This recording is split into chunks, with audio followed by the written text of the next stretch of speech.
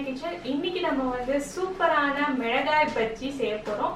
மிளகாய் பஜ்ஜினாலே நம்ம வீட்ல எல்லாரும் வந்து ப்ளைனா தான் நம்ம செய்வோம். சோ இன்னைக்கு வந்து கொஞ்சம் டேஸ்ட் வந்து அதிகமாக்கலாம். எப்படின்னு பாத்தீங்கன்னா மிளகாய் பஜ்ஜில நம்ம உருளைக்கிழங்கு எல்லாம் ஸ்டஃப் பண்ணி நம்ம வந்து சூப்பரான மிளகாய் பஜ்ஜி செய்யலாம். இது பாத்தீங்கன்னா இன்னைக்குலாம் நல்லா மழை பெஞ்சு நல்ல கிளைமேட் வந்து சில்லுன்னு இருக்கு. சோ இந்த மாதிரி கிளைமேட்டுக்கு வந்து நம்ம வந்து சூடா ஒரு மிளகாய் பஜ்ஜி அது கூடவே ஒரு இஞ்சி டீ சேர்த்து வச்சு சாப்பிட்டோம்னா எப்படி இருக்கும் ஃப்ரெண்ட்ஸ்? வாங்க இப்போ எப்படி பண்ணுறதுன்னு பார்க்கலாம். ஃப்ரெண்ட்ஸ், நீங்கள் நம்ம சேனலை ஃபஸ்ட் டைம் பார்க்குறீங்கன்னா சப்ஸ்கிரைப் பண்ணிக்கோங்க. கூடவே பெல் பட்டனையும் ப்ரெஸ் பண்ணிவிட்டு அதில் ஆளுங்கிற ஆப்ஷனை கிளிக் பண்ணுங்கள். ஃபஸ்ட்டு நம்ம வந்து பஜ்ஜி மாவுக்கு 1 கப் அளவுக்கு கடலை மாவு எடுத்துக்கோங்க. 1/4 கப் அளவுக்கு அரிசி மாவு, 1/4 டீஸ்பூன் ஓமம், தேவையான அளவுக்கு உப்பு சேர்த்துக்கோங்க. கூடவே வந்து மிளகாத்தூள் வந்து உங்கள் காரத்துக்கு தகுந்தாப்புல நீங்கள் சேர்த்துக்கோங்க. நான் வந்து காஷ்மீரி மிளகாத்தூள் சேர்க்குறேன். இப்போ இது எல்லாத்தையும் நல்லா தண்ணி கொஞ்சம் கொஞ்சமாக ஆட் பண்ணி நம்ம மிக்ஸ் பண்ணணும். இப்போ நம்ம மாவு வந்து இதில் பிரட்டி எடுக்கும் போது கொஞ்சம் கோட்டிங் நல்லாவே இருக்கணும்.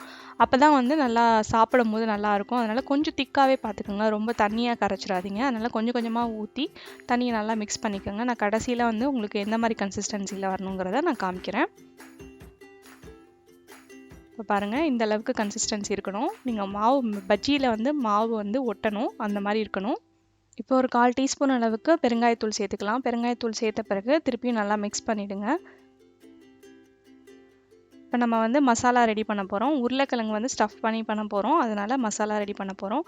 கொஞ்சமாக 1 டீஸ்பூன் அளவுக்கு எண்ணெய் சேர்த்துக்கோங்க. எண்ணெய் சூடானதும் நம்ம 3 உருளைக்கிழங்கா வேக வச்சு இந்த மாதிரி சின்ன சின்னதாக பீஸாக கட் பண்ணிக்கோங்க. மசிச்சு வச்சுக்கோங்க. அதில் வந்து நம்ம வந்து 1/4 டீஸ்பூன் அளவுக்கு ஜீரகத்தூள், 1/4 டீஸ்பூன் அளவுக்கு மஞ்சள் தூள் சேர்த்துக்கலாம். தேவையான அளவுக்கு உப்பு, ஆல்ரெடி நம்ம டிப் பண்ண போகிற மாவுலேயும் நம்ம உப்பு போட்டிருக்கோம். அதனால் கொஞ்சமாக ஆட் பண்ணிக்கோங்க. கூடவே இஞ்சி பூண்டெல்லாம் போட்டுட்டு நல்லா பச்சை வாசனை போகிற வரைக்கும் நல்லா மிக்ஸ் பண்ணுங்கள். அடுத்து வந்து தனியா பொடி சேர்த்துக்கலாம் 1 டீஸ்பூன். அதே மாதிரி காரத்துக்கு வந்து மிளகாத்தூள் சேர்த்துக்கோங்க.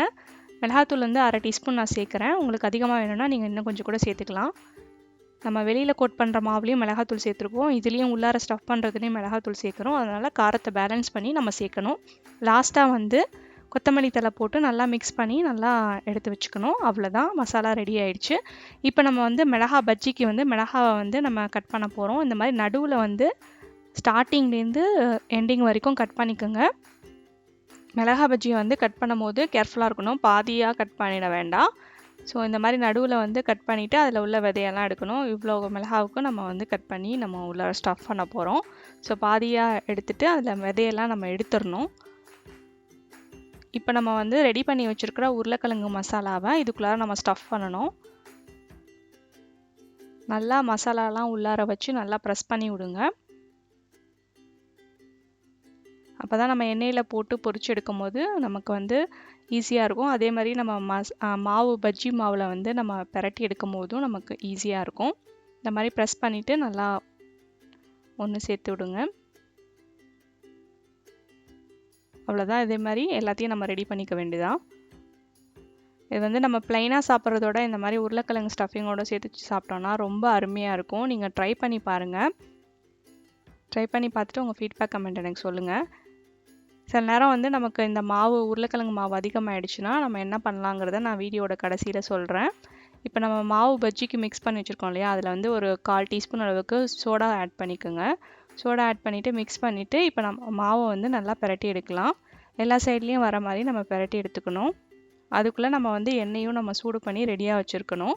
இப்போ எண்ணெய் சூடாகிடுச்சான்னு நம்ம வந்து டெஸ்ட் பண்ணி பார்க்கலாம். பாருங்கள், நல்லா பொரிஞ்சு மேலே மிதக்குது. ஸோ எண்ணெய் சூப்பராக சூடாகிருக்கு. இந்த டைமில் நம்ம வந்து பஜ்ஜியெல்லாம் ஒன்று ஒன்றா போட்டு எடுத்துடலாம். நீங்கள் எண்ணெய் சட்டியை வந்து உங்கள் பஜ்ஜி சைஸுக்கு தகுந்தாப்பில் வச்சுக்கோங்க. இல்லைனா திருப்பி விடும் போது நமக்கு சிரமமாக இருக்கும்.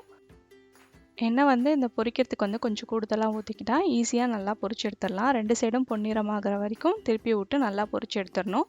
சூப்பரான நம்மளோட மிளகாய் பஜ்ஜி உருளைக்கிழங்கு ஸ்டஃபிங்கோட ரெடியாக இருக்குது.